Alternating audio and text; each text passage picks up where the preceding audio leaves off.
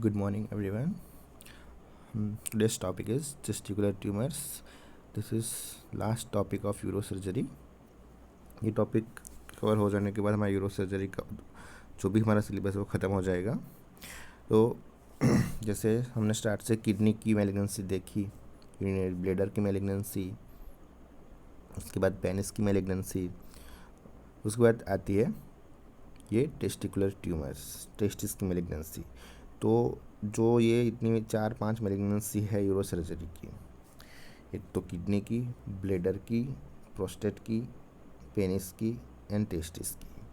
तो ये जो मैलिग्नेंसी है उनमें से कोई भी एक मैलिग्नेंसी तो एग्ज़ाम में ऐसा लॉन्ग क्वेश्चन होगी ही होगी. ठीक है. तो टेस्टिकुलर ट्यूमर्स है क्या? They are 1% of all malignant tumours in male, almost all are malignant. जो भी ही टेस्टिकुलर ट्यूमर्स होते हैं उनमें से 1% जो चांसेस, 1% जो प्रिवेलेंस है वो टेस्टिकुलर ट्यूमर्स का है, और almost 99% of them are malignant. So old age patient come with testicular mass swelling in the testes. On ultrasonography, if it is malignant, then without any histopathological examination we can proceed for the surgery and further treatment. Okay. तो वो almost 99% वो malignant ही होगा. अभी आगे बढ़ने से पहले एक छोटा सा एनाटॉमी का पार्ट है जो हमने टेस्टिस के एनाटॉमी में पढ़ा था कि लोब्यूल ऑफ टेस्टिस क्या होता है. ये इसलिए बता रहा हूँ कि ताकि जो ट्यूमर्स का, ये टेस्टिकुलर ट्यूमर्स का जो क्लासिफिकेशन है वो थोड़ा बहुत इसमें काम लगेगा, और आगे जाके उसकी जो ट्रीटमेंट होगी, उसके मैनिफेस्टेशन होगी, उसमें हमको ये पता होना चाहिए. It is a functional unit of testis. 250 lobule in each testis filled with seminiferous tubules.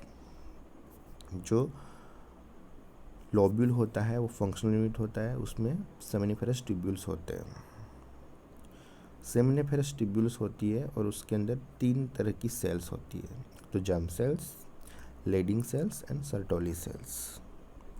तो जो कोई भी हमारा ऑर्गन है उसमें अलग अलग तरह के सेल्स होते हैं जो अपना अलग अलग काम करते हैं. टेस्टिस में 3 सेल्स होते हैं, germ cells, Leydig cells and Sertoli cells. जो जर्म सेल्स है वो स्पर्म प्रोडक्शन करेंगे, लेडिंग सेल्स है वो टेस्टोस्टेरोन प्रोडक्शन करेंगे, एंड सर्टोली सेल्स है वो एस्ट्रोजन प्रोडक्शन करेंगे. ठीक है. तो जो क्लासिफिकेशन आएगा, मैनिफेस्टेशन आएगा, ट्रीटमेंट आएगा आगे, उसमें हमको ये 3 जो काम है, जर्म सेल्स का स्पर्म प्रोडक्शन, लेडिंग सेल का testosterone production and Sertoli cell का एस्ट्रोजन प्रोडक्शन, ये हमको काम लगेगा. Now come to the types of the testicular tumours. उसमें जनरली 2 टाइप है. एक तो जर्म सेल्स ट्यूमर्स जो मोस्ट जो उसका प्रेवलेंस वो बहुत ज़्यादा है, 95%. जो भी जर्म सेल्स ट्यूमर, जो भी टेस्टिकुलर ट्यूमर्स होंगे उनमें 95% tumours are germ cells tumours. तो जर्म सेल्स ट्यूमर्स था वो क्या बनाता था, जो पहले इसकी पहली स्लाइड में देखा, दे प्रोड्यूस स्पर्म. एंड दूसरा टाइप अदर्स का है, जो अदर बाकी सब जो पार्ट्स है टेस्टिस के, टेस्टिस है, एपिडाइडियमिस है, जो अम्बिलिकल कॉर्ड, जो स्पर्मेटिक कॉर्ड है, तो वो सब पार्ट में से जो अराइज होता है वो बाकी अदर्स में आएगा. तो जर्म सेल्स ट्यूमर्स आर 95%. इसमें मेन आएगा सेमाइनोमा एंड नॉन सेमाइनोमा. नॉन सेमाइनोमा में भी मोस्टली जो टेराटोमा होता है वो ज़्यादा कॉमन होता है. तो मोस्टली जो टेस्टिकुलर ट्यूमर्स हैं उसमें सेमाइनोमा एंड टेराटोमा, ये 2 ज़्यादा रहते हैं. बाकी सबका जो प्रिवलेंस है बहुत कम है. ठीक है. तो जैसे पहले हमने पहला जो जर्म सेल्स ट्यूमर्स का टाइप्स देखा, सब टाइप्स की सेमाइनोमा होगा या फिर नॉन सेमाइनोमा होगा. तो नॉन सेमाइनोमास है उसमें आएगा एक तो teratoma, embryonal cell carcinoma, yolk sac tumours and choriocarcinoma. ठीक है, तो ये उसके नॉन सेमिनोमा के टाइप्स हैं। उसमें टेराटोमा होता है, yolk sac tumours, embryonal cell carcinoma and choriocarcinoma. और जो सेमिनोमा था उसका भी हम आगे देखेंगे उसके टाइप्स, लेकिन अभी सिर्फ हम ये मेन टाइप्स देख लेते हैं कि germ cells tumours and others. Germ cells में आएंगे seminoma and non seminoma. Non seminoma में आएगा embryonal cell carcinoma, yolk sac tumours, teratoma and choriocarcinoma. बाकी जो यहाँ पे इस टाइप्स पे जो अदर्स का टाइप्स थे, वो अदर्स हम क्या अदर्स क्या रहेंगे, containing both germ cells and sex cord or gonadal elements, that is gonadoblastoma। उसमें germ cells भी होंगे, गोनाडल एलिमेंट्स भी होंगे और सेक्स कॉर्ड के एलिमेंट्स भी होंगे। ठीक है, that is gonadoblastoma. Sex cord, gonadal and stromal tumours. ठीक है, इसमें क्या था, दोनों थी, उसमें जर्म सेल्स भी थे, इसमें जर्म सेल्स नहीं है। तो वो कौन से होते हैं, Leydig cell tumours, Sertoli cell tumours. जो मैंने 3 सेल्स बताए थे कि मेन 3 सेल्स होते हैं, उसमें से लीडिंग सेल्स बनाएंगे टेस्टोस्टेरोन, सर्टोली सेल बनाएंगे एस्ट्रोजन। तो लीडिंग सेल ट्यूमर्स होगा तो उसमें टेस्टोस्टेरोन ज़्यादा बढ़ जाएगा, सर्टोली सेल हो तो एस्ट्रोजन का प्रोडक्शन ज़्यादा बढ़ जाएगा। Granulosa cell tumours, thecoma and fibroma. ये बाकी जो sex cord, gonadal and stromal elements के जो ट्यूमर्स होते हैं वो है, that is Leydig cell, Sertoli cell tumours, granulosa cell tumours, thecoma and fibroma. Lymphoid and haematopoietic tumours, that is lymphoma, leukaemia and plasmacytoma. बाकी अदर्स जो है उसमें आएंगे कार्सिनोइड, एडिनोमा एंड कार्सिनोमा। ये जो ट्यूमर्स थे उसके WHO वालों ने एक क्लासिफिकेशन बनाया था। वो लोग यही बोलते कि या तो सेमिनोमा होगा या फिर नॉन सेमिनोमा होगा। जो बाकी के टाइप्स पे पढ़े नहीं WHO वाले, उन लोगों ने बोला कि सेमिनोमा, उस सेमिनोमा के सब टाइप से classical, spermatocytic, anaplastic and lymphocytic. Non seminomatous germ cell tumours में आएगा teratoma, embryonal cell carcinoma, choriocarcinoma and yolk sac tumours. तो WHO वालों ने जो क्लासिफिकेशन दिया उसमें लोगों ने 2 ही टाइप्स दिए, सेमिनोमा है, या तो सेमिनोमा है या फिर नॉन सेमिनोमा है। अगर सेमिनोमा है तो हिस्टोपैथोलॉजी एग्जामिनेशन करके चेक करके क्लासिकल है, स्पर्मेटोसाइटिक है, एनाप्लास्टिक है कि लिम्फोसाइटिक है। ठीक है, और अगर नॉन सेमिनोमा है तो teratoma, embryonal cell carcinoma, choriocarcinoma या फिर यॉर्क सैक ट्यूमर्स। ये WHO का क्लासिफिकेशन है। अभी सेमिनोमा और टेराटोमा और जो बाकी के Leydig cell and Sertoli cell के ट्यूमर्स हैं वो हम थोड़े डिटेल में थोड़ा सा देखेंगे। बाकी मोस्टली बाकी का प्रेजेंटेशन वो सब सेम ही रहता है। तो सेमिनोमा की इटियोलॉजी क्या है, that is mostly in undescended testis due to abnormal germ cell agenesis. ये जो GR है वो जर्म सेल है, टाइपिंग मिस्टेक है, M रह गया है। Due to abnormal germ cell agenesis, gonadal dysgenesis, rise in temperature, change in blood supply and endocrine dysfunction. जो अनडिसेंडेड टेस्टिस था उसको जो टेम्परेचर चाहिए वो मिलता नहीं है और उसको टेम्परेचर ज़्यादा फेस करना पड़ता है।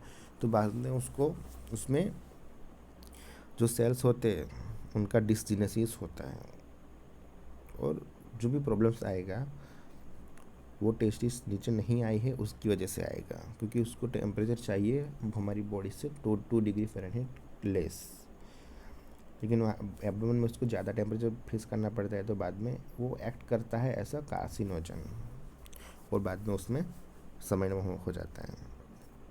क्लाइनफेल्टर सिंड्रोम एंड ट्रॉमा जो है वो एक कॉज नहीं है, लेकिन क्या होता है कि जो ट्रॉमा होने की वजह से कभी कभी हमको एक्सीडेंटली पता चलता है ऑन इन्वेस्टिगेशंस कि पेशेंट को तो टेस्टिकुलर ट्यूमर है या फिर सेमिनोमा है।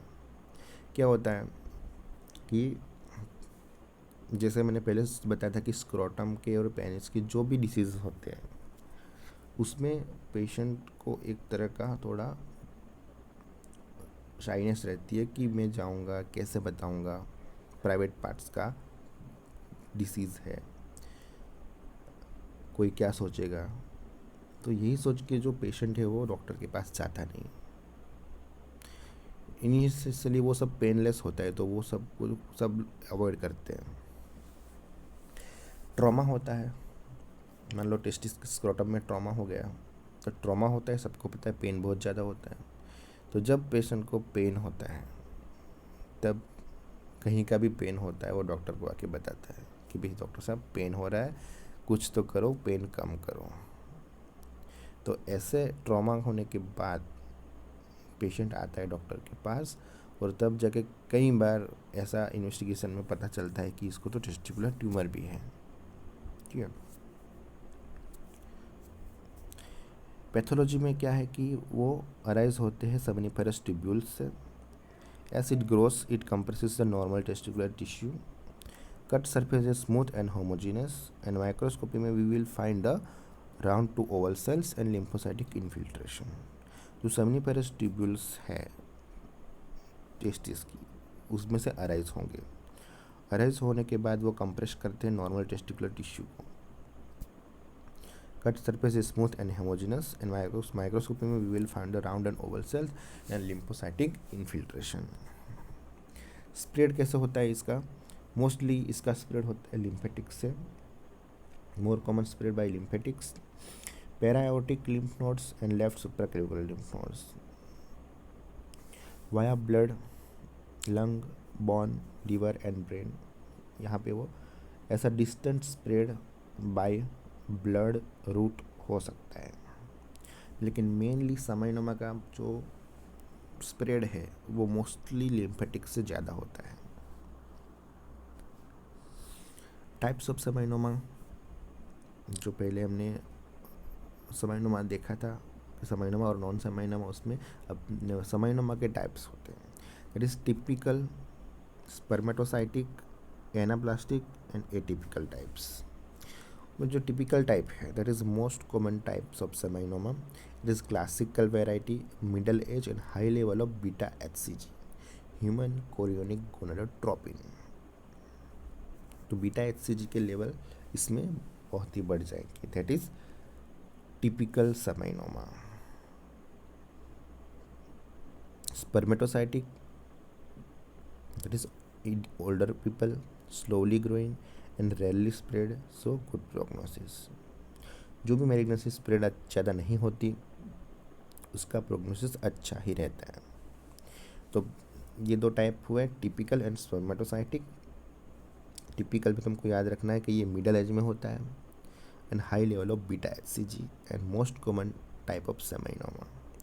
स्पर्मेटोसाइटिक में तुमको याद रखना है कि ये ओल्डर पीपल में होता है, स्लोली ग्रोइंग है, स्प्रेड कम नहीं होता है, इसी की वजह से गुड प्रोग्नोसिस।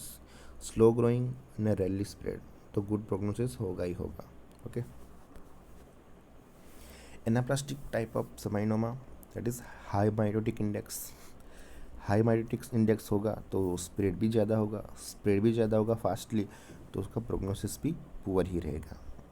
तो स्पर्मेटोसाइटिक एंड एनाप्लास्टिक ये दोनों एक दूसरे से ऑपोजिट हैं, तो ये अच्छे से याद रह जाएगा। Atypical types, it contains low molecular weight keratin type 1। ये एटिपिकल कभी कभी एकदम अलग से मिल जाते हैं, तो लेकिन और उसमें हमको लो मोलेकुलर वेट केराटिन टाइप 1 मिल जाता है ऑन हिस्टोपैथोलॉजिकल एग्जामिनेशन। तो ये हो गया समाइनोमा। तो समाइनोमा, अगर तुमको सिर्फ समाइनोमा पूछते हैं तो समाइनोमा में तुमको किस चीज़ की थोड़ी एनाटॉमी समाइनोमा का जो मैंने बताया वो बाद में उसके क्लिनिकल फीचर्स आगे आएंगे। तो क्लिनिकल फीचर्स यूजुअली सब में सेम जैसे ही होते हैं, तो वो हम लिख सकते हैं और ट्रीटमेंट भी लिख सकते हैं। Teratoma, it arises from the rete testis. Rete testis कहाँ से आया था? टेस्टिस और एपिडिडाइमिस के बीच में, जो रेटिटेस्टिस कहते हैं। Arise from rete testis and totipotent cells that are ectoderm, mesoderm and endoderm, ये सेल्स वहाँ पे एम्ब्रोलॉजिकली रह जाते हैं और वहाँ से अराइज होता है। ग्रॉस सेक्शन जो कट सेक्शन लेते हैं, it shows solid cystic spaces with areas of haemorrhage, इसमें हमको एरिया ऑफ हेमरेज मिलेंगे। And so often it contains gelatinous fluid and cartilaginous nodules, cartilaginous nodules and gelatin fluid content ऐसा होता है teratoma में। जब हमको स्पेसिमेन निकालते हैं ओटी के बाद, तो वो उसको हम कट करके देखेंगे वो कि भी अंदर से कैसा होगा, अंदर कैसा है। अगर सॉफ्ट है, होमोजीनस है, तो वो मोस्टली समयनुमा होगा। लेकिन हार्ड है, सॉलिड सिस्टिक स्पेस है विथ एरियाज ऑफ हेमरेज है, और अगर साथ में gelatinous fluid and cartilaginous nodules भी है, तो ये मोस्टली टेराटोमा होगा। अराइज कहाँ से होता है? Rete testis totipotent cells. It spreads mainly by blood, ये जिसका जो स्प्रेड है वो मेनली बाय ब्लड होता है। तो ये तुमको याद रखना, समयनोमा स्प्रेड ज़्यादा होगा लिम्फेटिक से और टेराटोमा का ज़्यादा होगा ब्लड से, ठीक है। इसलिए इसमें वहाँ पे एरियाज ऑफ हेमरेज होते हैं। टाइप्स ऑफ टेराटोमा, इसके 4 टाइप्स है। इसमें पहला आएगा teratoma differentiated, that is 1%। There are dermoid cyst, almost benign tumours and orchidectomy cures the disease.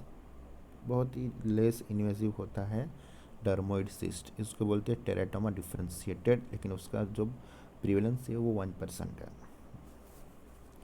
Teratoma intermediate 30% है।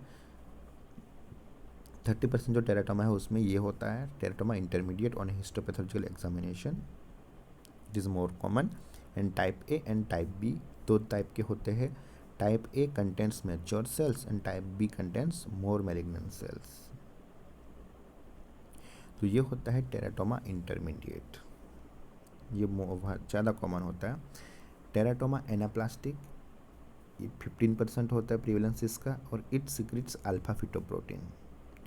जो सेमाइनोमा था वो बीटा HCG सिक्रेट करता था, और टेराटोमा है वो अल्फा फिटोप्रोटीन सिक्रेट करेगा।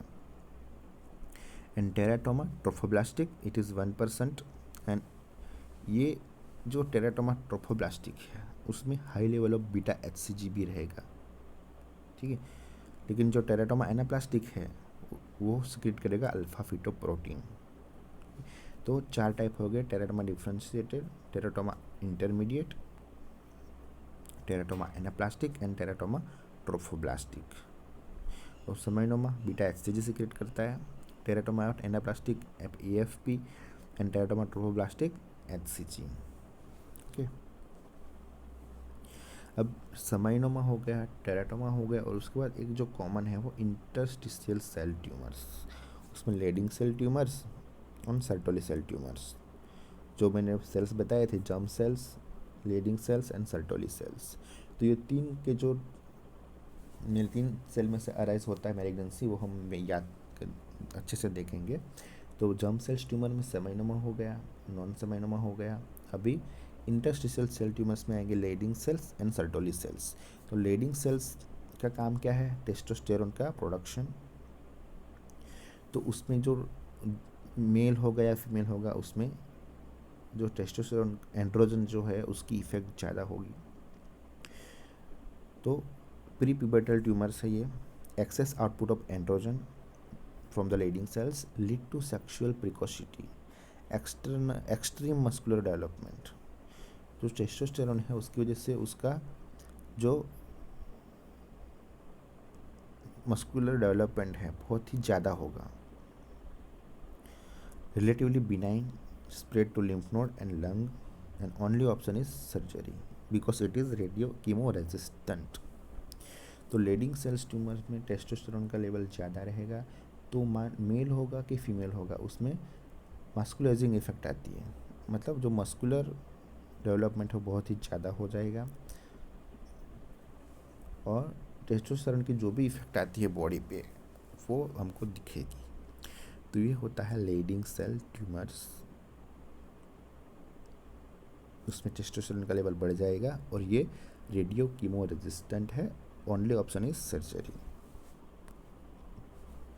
Sertoli cell tumours that is post pubertal tumours, और ये जो होता है लीडिंग सेल ट्यूमर्स वो प्री प्यूबर्टल ट्यूमर्स, प्यूबर्टी से पहले होता है, और सर्टोली सेल प्यूबर्टी के बाद। It arise from Sertoli cells and feminising effect with gynaecomastia. Male होगा तो उसमें भी फेमिनाइजिंग इफेक्ट आएगी और विथ गाइनेकोमास्टिया, क्योंकि ईस्ट्रोजन का लेवल बढ़ जाएगा, क्योंकि सर्टोली सेल प्रोड्यूस करते हैं ईस्ट्रोजन को। Loss of libido and aspermia, libido is a because of the testosterone and oestrogen का अगर इफेक्ट ज़्यादा रहेगा तो मेल में लॉस ऑफ लिबिडो हो जाएगा। Loss of libido that is decrease, जो डिज़ायर होता है जो सेक्स का उस वो कम हो जाता है, तो that is loss of libido because of the oestrogen.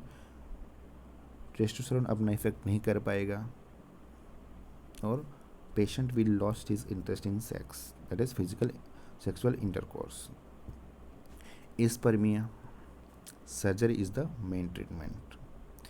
एस्पर्मिया means sperm count decrease हो जाएंगे, feminising effect with gynaecomastia. Spread of tumour, ये जो पहले 3 बताए मैंने, germ cell tumours, Leydig cells and Sertoli cells tumours, ये 3 के ब्रीफली मैंने डिटेल बता दी। अभी बाकी जो स्प्रेड होता है वो या तो लोकल होता है, लिम्फेटिक होता है, या ब्लड होता है। लोकल में क्या होगा, एपिडिडाइमिस, स्पर्मेटिक कोड, ट्यूनिका अल्बुजिनिया या फिर स्क्रोटम, वहाँ पे वो उसका स्प्रेड लोकली हो सकता है। लिम्फेटिक स्प्रेड क्या होता है, पैराओर्टिक लिम्फ नोड्स, एओर्टा के आजू बाजू में जो लिम्फ नोड होते हैं वो, retroperitoneal lymph nodes, common iliac lymph nodes, वहाँ पे उसका स्प्रेड हो सकता है। पैराओर्टिक लिम्फ नोड से होकर वो जो लिम्फ वाया लिम्फ नोड जो मेटास्टेसिस है वो लेफ्ट सुप्राक्लेविकुलर लिम्फ नोड तक पहुँच सकते हैं। It spreads to inguinal nodes only if scrotal skin is involve. ये स्क्रोटल स्किन है, टाइपिंग मिस्टेक है। जो स्क्रोटम की स्किन है वो अगर इन्वॉल्व हुई तब भी वहाँ के इंग्वाइनल रीजन में तुमको लिम्फेडेनोपैथी मिलेगी। तो अगर पेशेंट को टेस्टिकुलर ट्यूमर है, साथ में इंग्वाइनल रीजन में लिम्फ नोड बड़े हो गए हैं, तो तुम ये सोच सकते हो कि स्क्रोटम स्क्रोटम की स्किन है वो इन्वॉल्व हो चुकी है, क्योंकि स्क्रोटम की स्किन इन्वॉल्व होगी तभी इंग्वाइनल रीजन के लिम्फ नोड बड़े हो जाएंगे। ओके, बाद में आते हैं लेफ्ट सुप्राक्लेविकुलर लिम्फ नोड्स। ये बहुत ही इंपॉर्टेंट है तुम्हारे लिए, क्योंकि जो from retroperitoneal and paraaortic lymph nodes, malignant cells spread to left supraclavicular lymph nodes and posterior mediastinal lymph nodes. It suggests inoperable tumors and उसका जो नाम है वो that is Virchow's node. वर्चोस node ये तुम्हारे क्लिनिकल पोस्टिंग में बहुत पूछा जाएगा, क्लिनिकल एग्जाम में, कि वर्चोस नोड क्या होता है। अगर टेस्टिकुलर ट्यूमर है और तो उसका लेफ्ट सुप्राक्लेविकुलर लिम्फ नोड का एग्जामिनेशन करना बहुत ही इम्पोर्टेंट है। अगर वहाँ पे है तो बाद में सर्जरी करेंगे, उसके बाद भी उसकी जो प्रोग्नोसिस है उसमें फ़र्क नहीं पड़ता है। तो अगर ऐसा होता है कि कोई एब्डोमेन का मास है या फिर टेस्टिस का मास है और लेफ्ट सुप्राक्लेविकुलर लिम्फ नोड अगर एनलार्ज है, तो सबसे पहले हम उसको अगर कीमोथेरापी या रेडियोथेरापी देंगे, अगर कीमो और रेडियो सेंसिटिव है तो it suggest inoperable tumours and it is other name is Virchow's node. Peritoneal, retroperitoneal and paraaortic lymph node से होके जाएगा वो directly left supraclavicular lymph nodes and posterior mediastinal lymph node. Extranodal spread blood से होता है in lung, liver, brain, bone and adrenal gland. Clinical features में क्या होगा, एक तो एनलार्ज टेस्ट मैलिग्नेंसी है तो वहाँ पे स्वेलिंग बनेगा, fullness and heaviness in the scrotum, pain in the testis, bone pain and hemoptysis due to the metastasis. तो यूजुअली एनलार्ज टेस्टिस बड़ी हो जाएगी, fullness and heaviness in scrotum, palpate करोगे बाद में तो हाइड्रोसिल का जैसा फ्लक्चुएशन पाल्पेट नहीं होगा, सॉफ्ट पाल्पेट नहीं होगा, वो हार्ड पाल्पेट होगा। On examination sometimes secondary hydrocele, क्योंकि मेलेगेंसी की वजह से वहाँ से फ्लूइड निकलता है स्क्रोटम में और वो प्रेजेंट होता है ऐसा सेकेंडरी हाइड्रोसिल। एनलार्ज हेमिस्क्रोटम, एक स्क्रोटम बड़ा हो जाएगा। Loss of rugosity of scrotum, hypertrophy of cremasteric muscle, vas prostate and seminal vesicles remains normal. Inguinal lymph nodes enlarge if malignant cell breaches the tunica albuginea. अगर tunica अल्बुजिनिया break करते हैं तो वो बाद में स्किन को इजीली इन्फिल्ट्रेट कर सकते हैं और बाद में जो वाया स्किन स्क्रोटम की स्किन से होके लिम्फेटिक्स वहाँ से लेके जाएंगे मेटास्टेसिस को इंग्विनल लिम्फ नोड तक। तो इंग्विनल लिम्फ नोड यूजुअली बड़े नहीं होंगे, लेकिन अगर ट्यूनिका अल्बुजिनिया ब्रेक हुआ है बाय ट्यूमर सेल्स तो वो एनलार्ज हो सकते हैं। Gynaecomastia due to the raised beta HCG का लेवल बढ़ जाएगा तो गायनेकोमास्टिया भी हो जाएगा। Vast appearance, prostate and seminal vesicles ये रिमेन्स अनअफेक्टेड, एंड जो क्रीमास्टर है उसकी हाइपरट्रॉफी हो जाएगी। On examination we can see palpable mass in एपिगेस्टियम।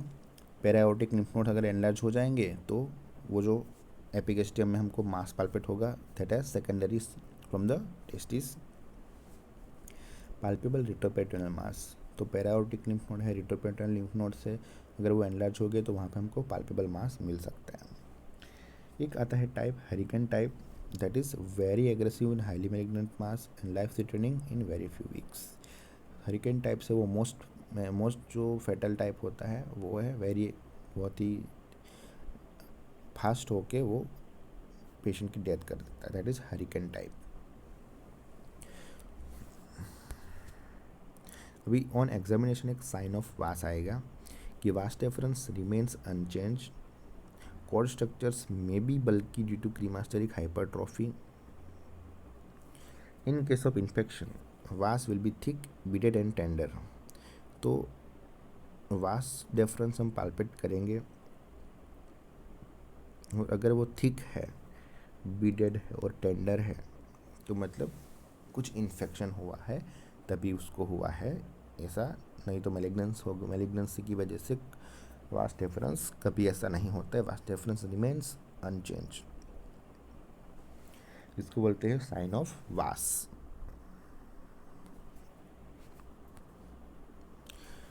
अभी इसकी जो स्टेजिंग है वो स्टेजिंग बहुत ही सिंपल है। एक तो नॉर्मल वाला स्टेजिंग है, एक TNM स्टेजिंग है और उसके बाद आएगी इन्वेस्टिगेशन एंड ट्रीटमेंट। तो stage 1 lesion confined to the testis, that is stage 1। Nodes involves below the diagram, जो लिम्फ नोड है पैरायोटिक लिम्फ नोड है, रिट्रोपेडियल लिम्फ नोड से इन्वॉल्व्स बिलो द डायफ्राम, तो वो होंगे stage 2। Above the level of diaphragm के जो nodes है वो भी अगर इन्वॉल्व है तो वो आएगा स्टेज 3। अगर ब्लड स्प्रेड हुआ है तो stage 4।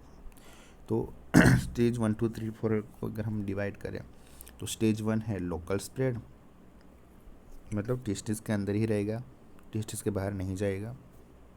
Stage 2 and stage 3 that is because of the lymphatic spread, और स्टेज 4 है ब्लड स्प्रेड। तो ये स्टेज 2 में है बिलो द डायफ्राम, स्टेज 3 में अबव द डायफ्राम।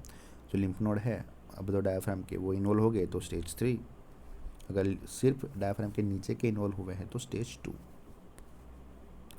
अभी आता है TNM स्टेजिंग, उसमें TNM, T0 that is no evidence of tumour, T is IS that is carcinoma in situ, T1 T2 ये दोनों थोड़े सेम ही है।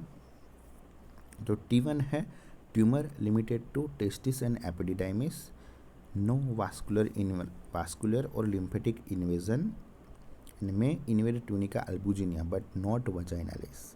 तो ये 3 पॉइंट है, ऑलमोस्ट सेम पॉइंट आएंगे T2 में। T2 में आएगा tumour limited to testis and epididymis with with vascular and lymphatic invasion में involve tunica albuginea and vaginalis. तो T1 में ट्यूमर T1 T2 में दोनों में tumour limited to testis and epididymis, लेकिन डिफरेंस क्या है? T2 में वास्कुलर एंड लिम्फेटिक इन्वेजन होगा, T1 में नहीं होगा। T1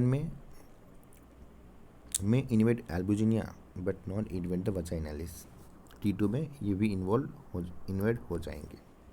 तो ये हो गया T2 limited to testis and epididymis with vascular and lymphatic invasion में involve tunica albuginea and vaginalis. जो टूनिका अल्बुजिनिया है वो टेस्टिस के ऊपर एकदम चिपका हुआ लेयर होता है और उसके ऊपर एक आता है tunica vaginalis. T3 it involves spermatic cord and T4 it involves scrotum। ठीक है, तो अगर स्पर्मेटिक कॉर्ड इन्वॉल्व है तो दैट इज स्टेज 3। तुम कॉर्ड पाल्पेट करोगे और क्रीमास्टेरिक हाइपरट्रॉफी है मतलब T3। T4 मतलब इन्वॉल्व स्क्रोटम की स्किन जो है वो इन्फिल्ट्रेट हो चुकी होगी, तो यह आएगा स्टेज 4। ये हमको क्यों काम लगेगा? जो T1 T2 T3 T4 है, ये आगे जाके एक आएगा कि टेस्टिस की अगर टेस्टिस में मास है तो उसमें हमको FNAC, भले वो मास है, स्वेलिंग है, उसमें स्वेलिंग में हम FNAC करवाते हैं, लेकिन टेस्टिस में नहीं करवाते हैं।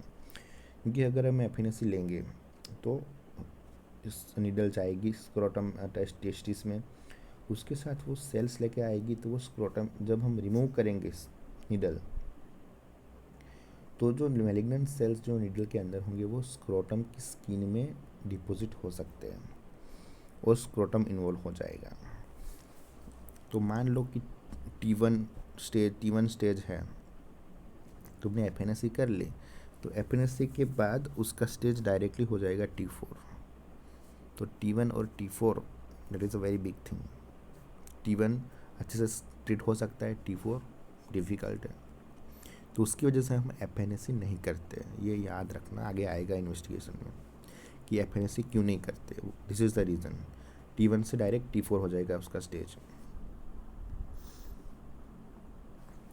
बाद में आता है लिम्फ नोड का N0 regional lymph nodes not involve, N1 single और multiple lymph node involve not more than 2 centimetre size, N2 lymph node involves but size is 2 to 5 centimetre, N3 में आएगा lymph node involves size more than 5 centimetre. तो mostly lymph node का involvement है N1 N2 और N3, तीनों में lymph node involve है, लेकिन साइज़ का डिफरेंट है।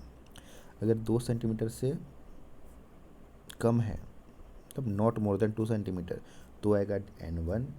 अगर 2 to 5 सेंटीमीटर साइज़ के लिम्फ नोड है तो आएगा N2, and more than 5 centimetre size है तो आएगा N3। M0 M1, M0 means distant spread not present and distant spread not present, and M1 means distant spread present, उसमें आएगा M1A M1B। M1A that is spread to lung, M1B that is spread to other than lung। Lung के अलावा अगर कहीं पे involve spread हुआ है तो M1B में आएगा। ठीक है, तो ये N0 N जो TNM स्टेजिंग होता है, ट्यूमर नोड्स एंड मेटास्टेसिस, उसमें N M तो इजी ही है। लिम्फ नोड में मोस्टली वो साइज़ की बेस पे थोड़ा N2 N1 N2 N3 में डिफरेंस है। इसमें T में T1 एंड T2 ये याद रखने हैं। T1 में आएगा limited to testis and epididymis, इसमें भी limited to testis and epididymis, लेकिन डिफरेंस क्या है कि T1 में वास्कुलर एंड लिम्फेटिक इन्वेजन नहीं होता है, एंड टूनिका अल्बुजिनिया ही इन्वॉल्व होता है। T2 में वास्कुलर एंड लिम्फेटिक इन्वेजन होता है और अल्बुजिनिया एंड वजाइनालिस दोनों इन्वॉल्व है। अगर स्पर्मेटिक कोड इन्वॉल्व है तो स्टेज 3, एंड स्क्रोटम की स्किन इन्वॉल्व है तो स्टेज 4। ठीक है, तो ये हो गया TNM स्टेजिंग। इन्वेस्टिगेशन में आएगा नो FNAC, ये हमेशा याद रखना है, ये इसलिए कैपिटल में लिखा है कि इसका डायरेक्टली स्टेज चेंज हो जाएगा। तो no F N S C that is fine needle aspiration cytology, no incisional biopsy also, incisional biopsy भी नहीं करेंगे। और अगर हमने ऑर्किडेक्टमी करनी है तो नो स्क्रोटल अप्रोच, हम हाई इंग्वाइनल ऑर्किडेक्टमी करेंगे। इंग्वाइनल रीजन से हम टेस्टिस को निकालेंगे, इंग्वाइनल रीजन को खोलेंगे, वहाँ से कॉर्ड को ऊपर खींचेंगे और टेस्टिस ऊपर आ जाएगी, और बाद में ऊपर से डीप रिंग के पास टाई करके हम टेस्टिस और कॉर्ड निकाल लेंगे। स्क्रोटल अप्रोच नहीं लेंगे, क्योंकि स्क्रोटल अप्रोच से अगर हमने टेस्टिस निकाले तो इंसिजन मारेंगे, वहाँ से टेस्टिस निकलेगी तो जो मेलिग्नेंट सेल्स है वो डिपॉजिट हो सकते हैं स्क्रोटम में, तो उसका पूरा स्टेज 1 से स्टेज 4 हो जाएगा। तो no FNSC, no scrotal approach in orchidectomy and no incisional biopsy. हाँ, लिम्फ नोड अगर एनलार्ज है, इंग्वाइनल रीजन के लिम्फ नोड्स, तो वहाँ की हम एफएनएससी ले सकते हैं, इंसिजनल बायोप्सी भी ले सकते हैं, लेकिन स्क्रोटम में कुछ नहीं करना। जो ट्यूमर मार्कर्स है उसमें मैंने बताया था कि बीटा HCG है, elevated in cases of seminoma. AFP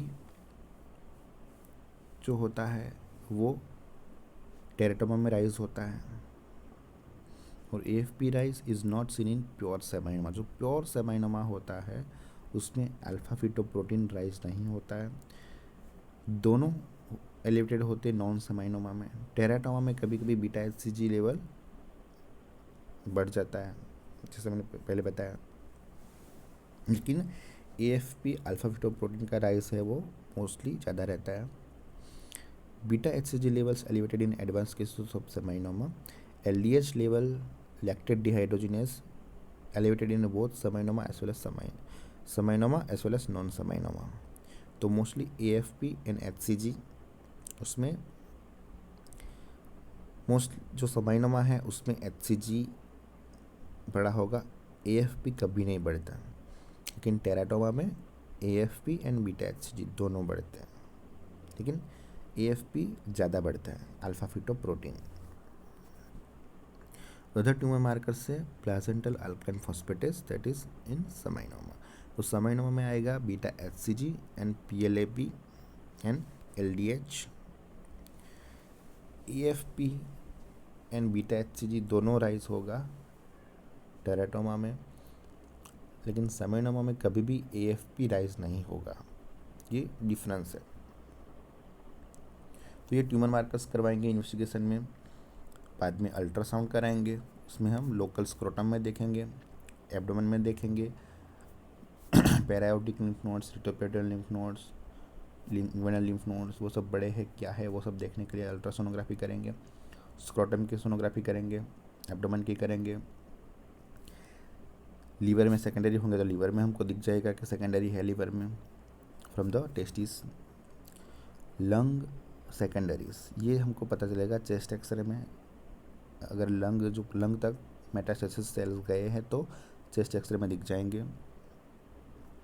CCT abdomen and chest, इसमें हमको जो लिम्फ नोड का स्टेटस है, लिम्फेटिक्स का स्टेटस है, ब्लड का जो स्टेटस है, ब्लड का स्प्रेड क्या है, कहाँ तक हुआ है, तो वो सब हमको पता चलेगा CCT एब्डोमेन एंड चेस्ट में। तो sonography, X-ray and CT scan इतना ही करना है हमको। ट्रीटमेंट क्या करेंगे, तो दोनों कोई भी ट्यूमर होगी तो दोनों में हम हाई इंग्वाइनल ऑर्किडेक्टमी करेंगे।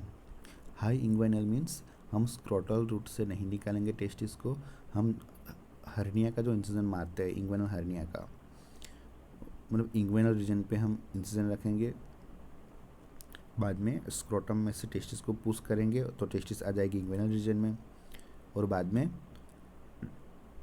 At the level of deep ring के पास हम कॉर्ड को टाई कर देंगे, उसको बोलते हैं हाई इंग्वाइनल ऑर्किडेक्टमी। उसके बाद देंगे रेडियोथेरेपी। जो समाइनोमा है वो जो रेडियोथेरेपी के बहुत सेंसिटिव है, जैसे हम समाइनोमा को अगर देंगे रेडियोथेरेपी तो वो it smells like a snow, जैसे बर्फ़ पिघलता है वैसे समाइनोमा पिघल जाएगा ड्यू टू रेडियोथेरेपी। तो ये बहुत ही अच्छे से रेडियो सेंसिटिव ट्यूमर है, तो उसका प्रोग्नोसिस भी अच्छा रहेगा। ओटी के बाद भेजो उसको रेडियोथेरेपी में, और it increases the cure rate and it reduces the relapse, recurrence जो है वो कम करेगा, क्योंकि बाकी के सेल्स होंगे रह जाएंगे होंगे या फिर स्प्रेड हो गए होंगे तो वो रेडियोथेरेपी में मर जाएंगे। Opposite testis shielded during the radiotherapy, opposite testis को कवर करना चाहिए ताकि उसको डैमेज ना हो। Seminoma with high level of tumour markers treated as non seminoma, अगर कोई सेमाइनोमा है जिसमें मैं बहुत ही हाई लेवल का ट्यूमर मार्कर्स है, बहुत ही हायर लेवल है ट्यूमर मार्कर का, जो AF बीटा HCG है वो बहुत ही ज़्यादा है, तो ऐसे सेमाइनोमा को हम नॉन सेमाइनोमा की तरह ही ट्रीट कर सकते हैं, क्योंकि वो भी टेराटोमा जैसा ही हाईली जो इन्फिल्ट्रेटिव होता है वो होगा। कीमोथेरेपी में देंगे सिस्प्लेटिन,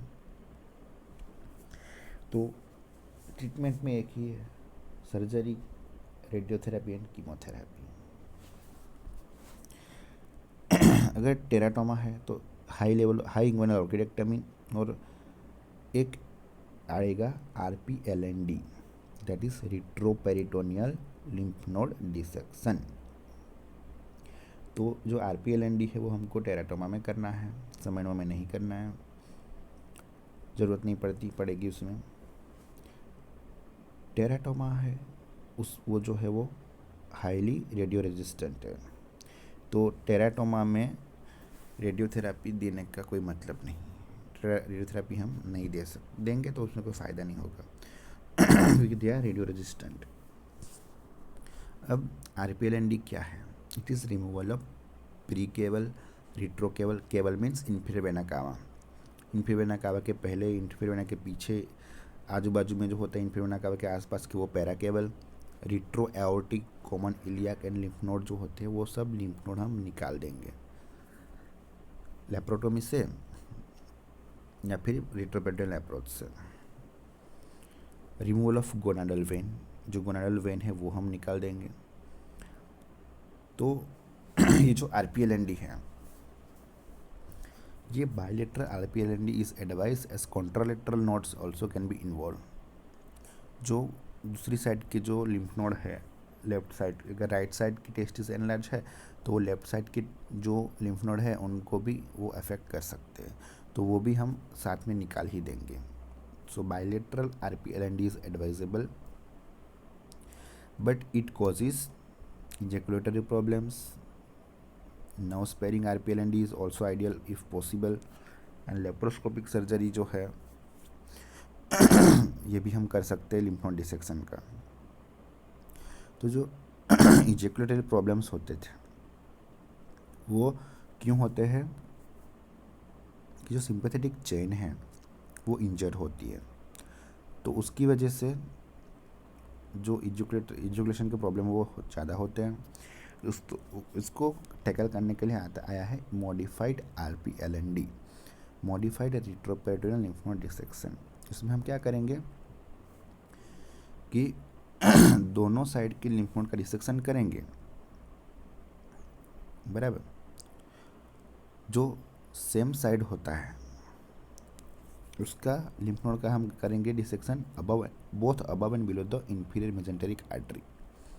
जो इंफीरियर मेजेंटेरिक आर्टरी अराइज होती है उसके ऊपर से और उसके नीचे से दोनों के लिम्फ नोड निकाल देंगे सेम साइड के।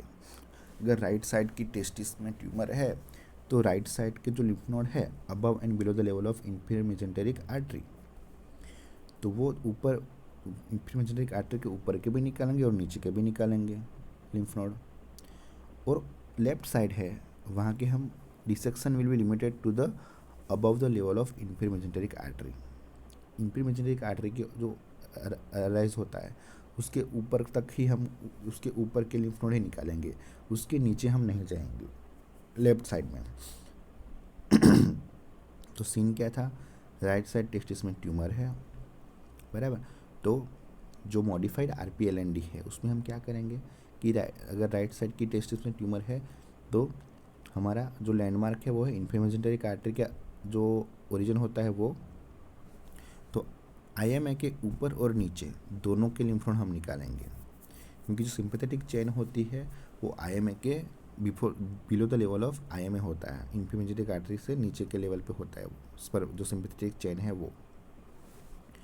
तो राइट साइड की जो सिंपैथेटिक चेन है वो अगर इंजर्ड भी होती है तो लेफ्ट साइड की हम बचा लेंगे, क्योंकि लेफ्ट साइड में हम सिर्फ IMA के ऊपर के लिम्फ नोड निकालेंगे, IMA के नीचे हम जाएंगे ही नहीं, ताकि उसके जो इजैकुलेटरी प्रॉब्लम्स है वो ना हो। ठीक है, तो ये है modified retroperitoneal lymph node dissection. तुमको याद रखना है कि RPND में क्या क्या निकालते हैं, जो लिम्फ नोड के जो इतने सारे प्रीकेवल, रिट्रोकेवल, पैराकेवल, पैराओर्टिक, रिट्रोएर्टिक, कॉमन एलिया लिम्फ नोड वो सब निकालेंगे, और गोनाडल वेन है वो भी हम निकाल देंगे। ठीक है, अभी फॉलोअप पेशेंट का तुमने ऑर्किडेक्टमी कर दिया, रेडियो केमोथेरेपी में भेज दिया, बाद में फॉलोअप में क्या करेंगे? Measurement of tumour markers at regular intervals for 5 years, 5 साल तक हम रेगुलरली हम ट्यूमर मार्कर्स चेक करेंगे। देन ईयरली आफ्टर 5 ईयर्स, 5 साल के बाद हर साल में एक बार चेक करेंगे ट्यूमर मार्कर्स।